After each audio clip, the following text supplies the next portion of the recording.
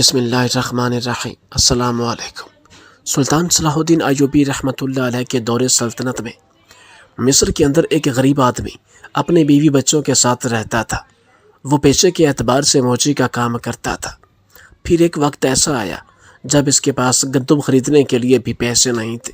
اس نے اپنی بیوی سے کہا کہ وہ اس گاؤں سے ہجرت کر کے شہر جانا چاہتا ہے اور وہاں جا کر اپنی قسمت کو آزمانا چاہتا ہے۔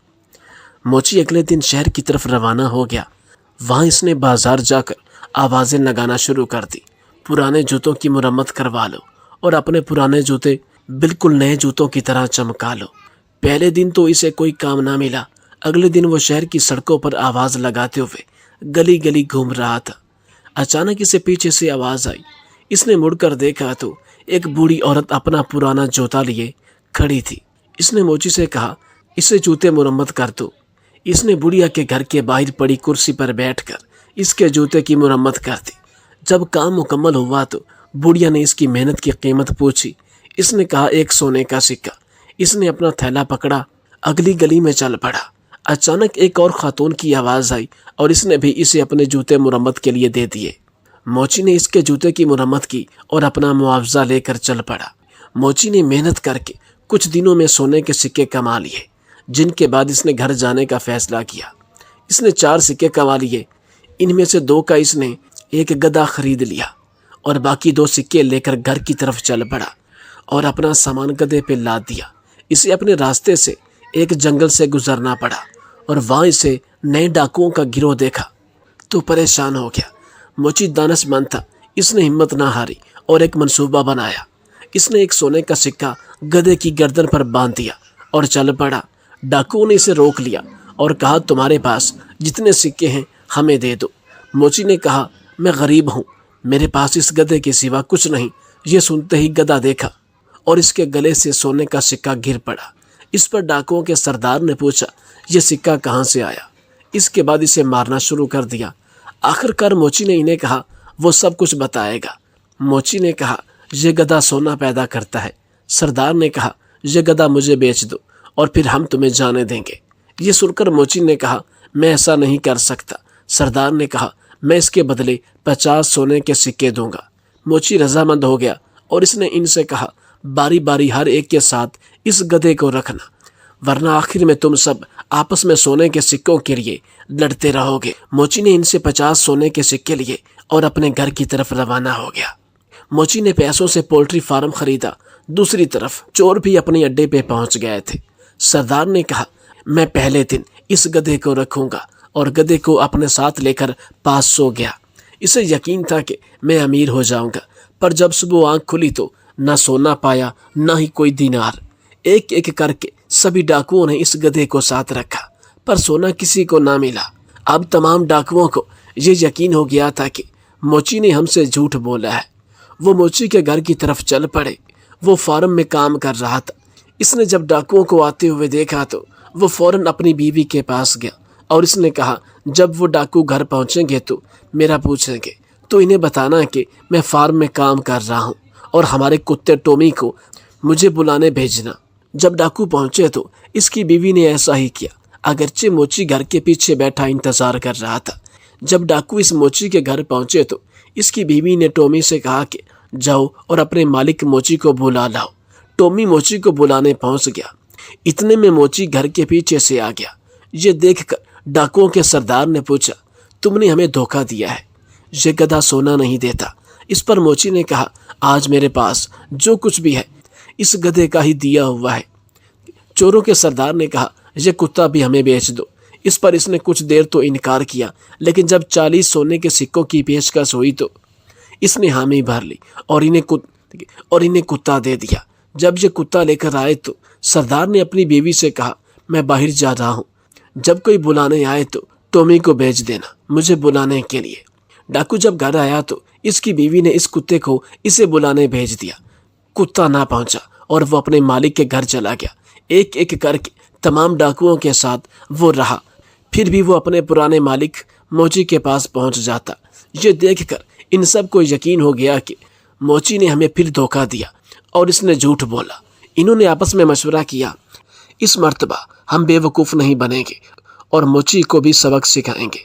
وہ سب موچی کے گھر پہنچے اور اس کی جھوٹی دلیلوں کو نظر انداز کر کے سبق سکھانے کے لیے اس کو بوری میں بند کیا اور اسے اس منصوبے کے ساتھ لے گئے وہ اس بوری کو دریا میں پھینک دیں گے۔ راستے میں ڈاکوؤں نے کچھ دیر آرام کیا اور وہ بوری چھوڑ کے چلے گئے۔ وہاں پہ بوری میں موجود موچی نے بھی چیخو پکار بلند کر دی۔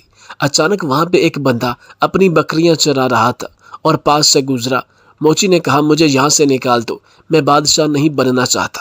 اس پر اس نے کہا اگر میں تمہاری جگہ ہوتا تو بادشاہ بن جاتا۔ موچی نے کہا تم میری جگہ بادشاہ بن جاؤ، مجھے اس بوری سے باہر نکالو۔ پھر موچی نے اس انجان بندے کو بوری میں اپنی جگہ بند کر دیا اور موچی اس کی بکریاں لے کر چرانے لگا۔ جب ڈاکو وہاں پہنچے تو بوری لے کر چل پڑے۔ ڈاکوؤں نے بوری کو ندی میں پھینک دیا اور وہ وہاں سے دوسری طرف ہو لیے۔ راستے میں جب موچی ملا تو وہ حیران رہ گئے۔ انہوں نے موچی سے کہا کہ وہ یہاں کیسے گیا؟ موچی نے کہا اس ندی کے نیچے ایک سونے کی کان ہے، وہاں بہت سونا ہے اور وہاں پر موجود سونے کی رکھوالی کرنے والے نے مجھے باہر نکالا۔ سردار نے کہا ہمیں بھی وہاں لے چلو اور خبردار اگر تم نے ہمیں اس مرتبہ بے وقوف بنایا۔ وہ انہیں اس ندی کے کنارے لے گیا۔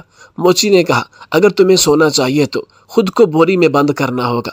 تمام نے اپنے آپ کو بوری میں بند کیا اور موچی نے ان سب کو ندی میں پھینک دیا۔ اس کہانی سے ہمیں یہ سبق ملتا ہے ہمیں بغیر سوچے سمجھے کسی کی بات پر یقین نہیں کرنا چاہیے۔ سب سے پہلے دوسرے بندے کی بات کا جائزہ لینا چاہیے اور سوچنا چاہیے اگر کوئی مشورہ دے رہا ہے تو اس کے پیچھے کوئی حقیقت ہے بھی یا نہیں۔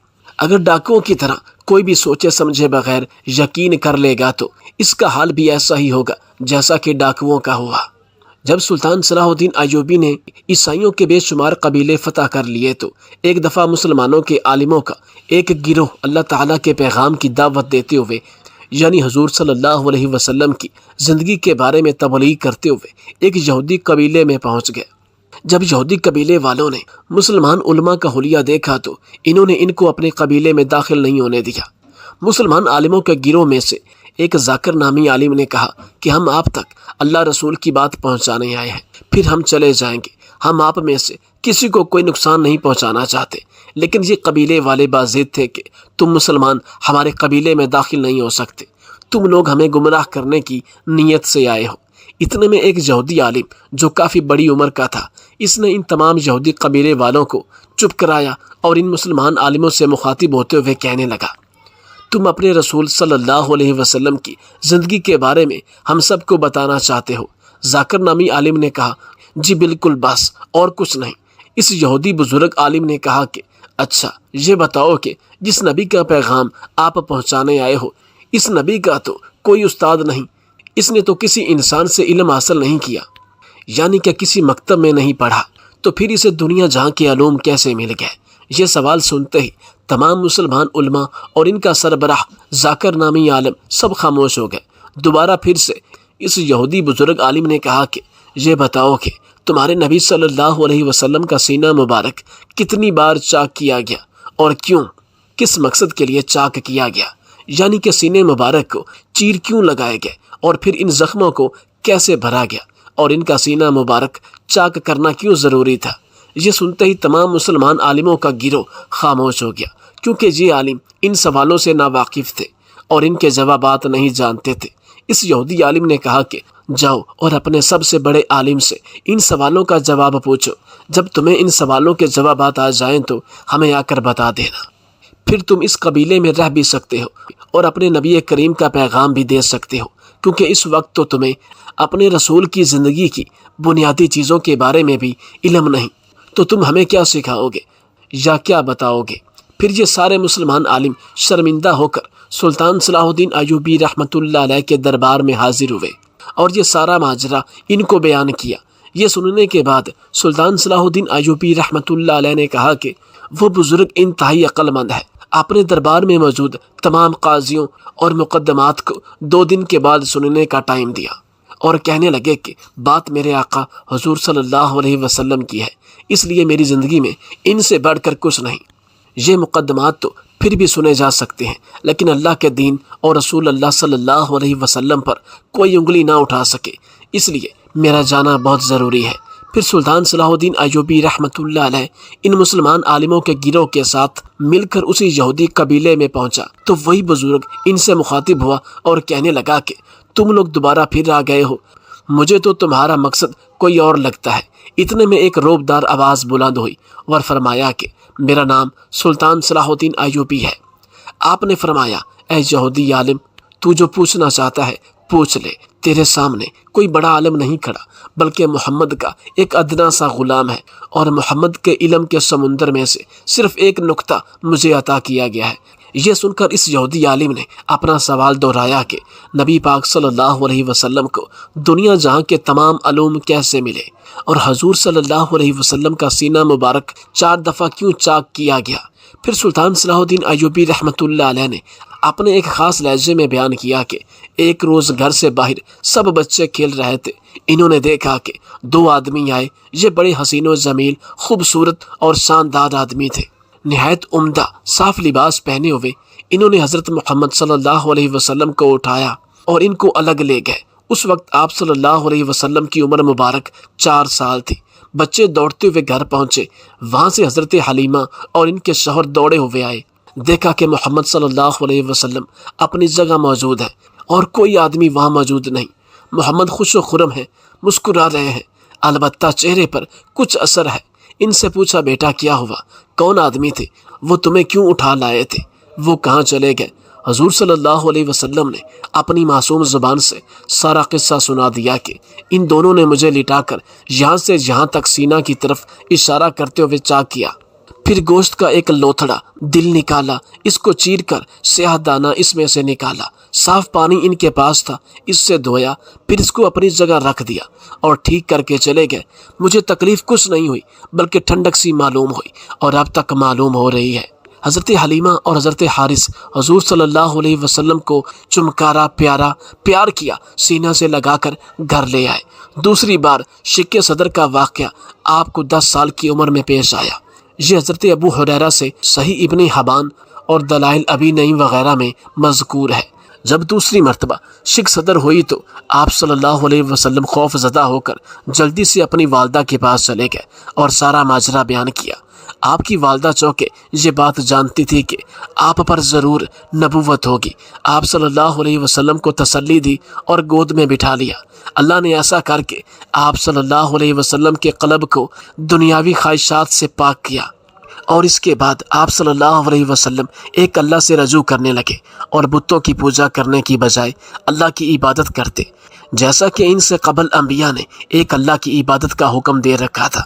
آپ صلی اللہ علیہ وسلم رات کے تیسرے پہر غار حرا میں تشریف لے جاتے اور اللہ کی یاد اور تسبیح میں مصروف رہتے، حتیٰ کہ آپ کی عمر مبارک 40 برس ہو گئی اور وہ مبارک دن آ ہی گیا جب اللہ نے آپ صلی اللہ علیہ وسلم کو نبوت عطا فرمائی اور پہلی وحی کا نزول ہوا۔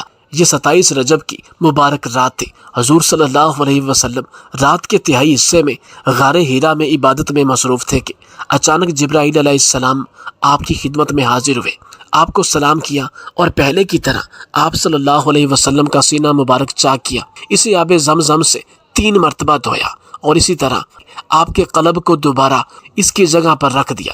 اس کے بعد جبرائیل علیہ السلام آپ سے مخاطب ہوئے اور کہا اے محمد صلی اللہ علیہ وسلم، پڑھیے اپنے رب کے نام سے جس نے انسان کو جمے ہوئے خون سے پیدا کیا۔ آپ صلی اللہ علیہ وسلم نے فرمایا میں پڑھنے والا نہیں۔ جبرائیل علیہ السلام نے فرمایا اے محمد پڑھیے اپنے رب کے نام سے جس نے انسان کو وہ علوم سکھائے جس کا اسے پہلے علم نہ تھا۔ آپ نے وہی جواب دیا۔ جبرائیل نے تیسری مرتبہ کہا اے محمد پڑھیے کہ آپ کا رب بڑا رحیم ہے۔ آپ نے پھر وہی جواب دیا۔ اس کے بعد جبرائیل علیہ السلام نے حضور صلی اللہ علیہ وسلم کو پکڑ کر اپنے سینے سے لگایا اور دنیا کے تمام علوم آپ کے سینے میں محفوظ ہو گئے۔ یہ پہلی وحی کا بیان تھا۔ پہلی وحی میں سورہ علق کی پہلی 5 آیات نازل ہوئی تھی۔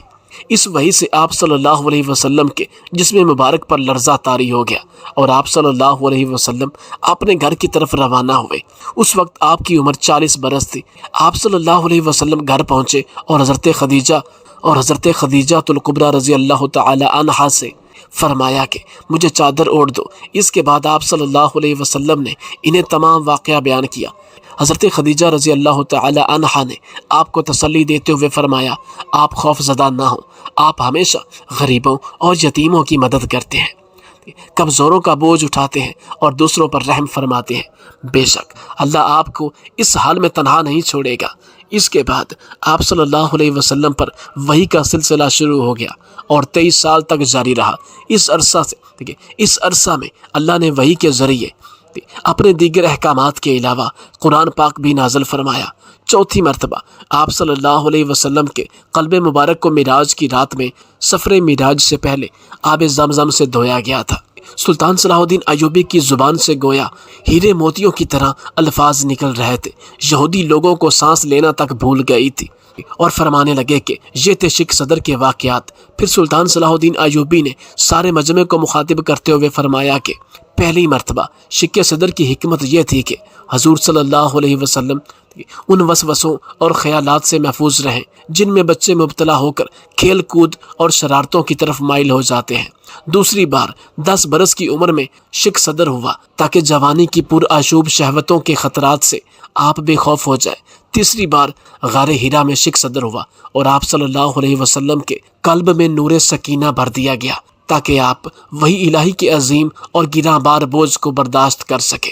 چوتھی مرتبہ شب معراج میں آپ صلی اللہ علیہ وسلم کا مبارک سینہ چاک کر کے نور و حکمت کے خزانوں سے معمور کیا گیا تاکہ آپ حضور صلی اللہ علیہ وسلم کے قلب مبارک میں اتنی وسعت اور صلاحیت پیدا ہو جائے کہ آپ دیدار الہی کی تجلیوں اور کلام ربانی کی ہیبتوں اور عظمتوں کے متحمل ہو سکے۔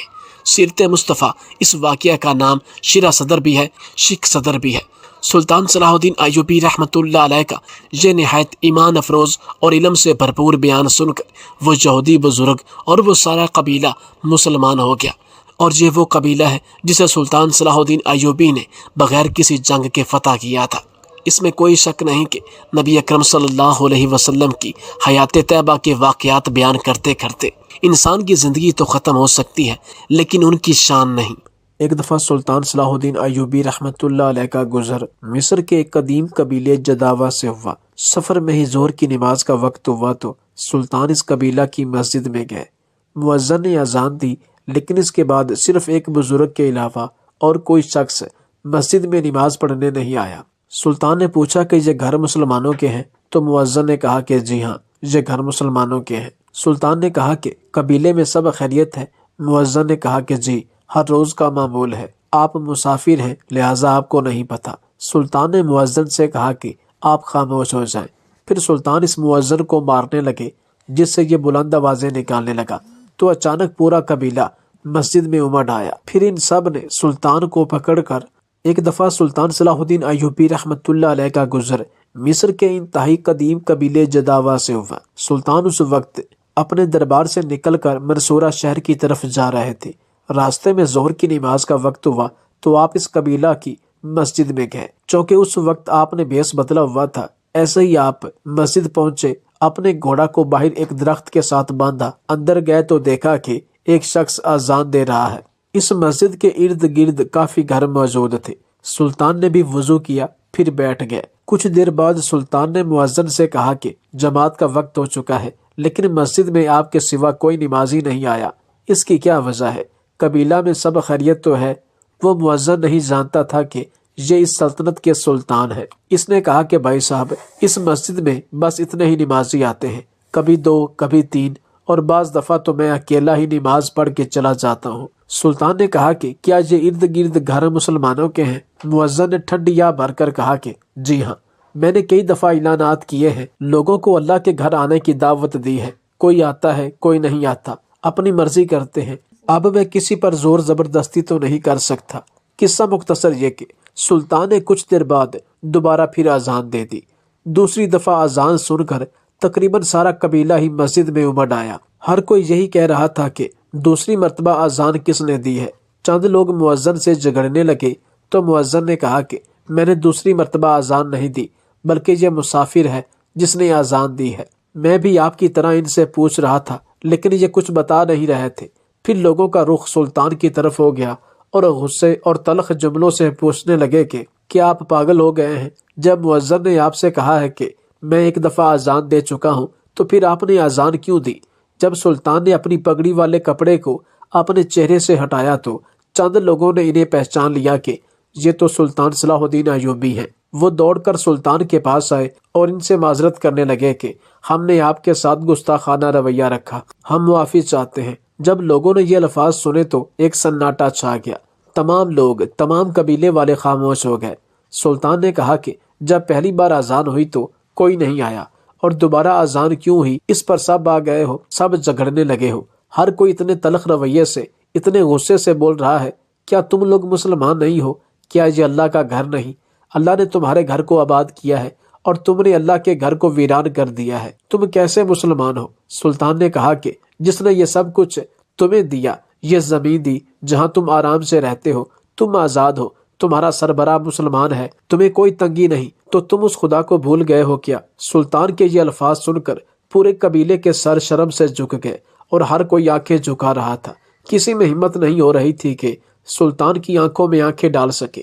پھر ایک بزرگ بولا کہ ہم آپ سے وعدہ کرتے ہیں کہ آج کے بعد 5 وقت کی نماز اس مسجد میں ادا کریں گے۔ اس کے بعد تمام لوگوں نے وضو کیے اور امام مسجد نے جماعت کرائی، سب نے نماز ادا کی اور سبھی نے، خاص کر مؤذن نے سلطان کا شکریہ ادا کیا اور کہا کہ آپ جیسے سربراہ ہوں تو اس سے بڑی خوش قسمتی کسی بھی قوم کے لیے نہیں ہو سکتی۔ اس کے بعد یہ قبیلے والے 5 وقت کے پکے نمازی بن گئے اور یہ بات انہوں نے اپنی نسلوں تک پہنچائی۔ ان لوگوں نے اللہ کے گھر کو آباد کیا تو اللہ نے ان کے قبیلے میں اپنی نعمتیں چگنی کر دی۔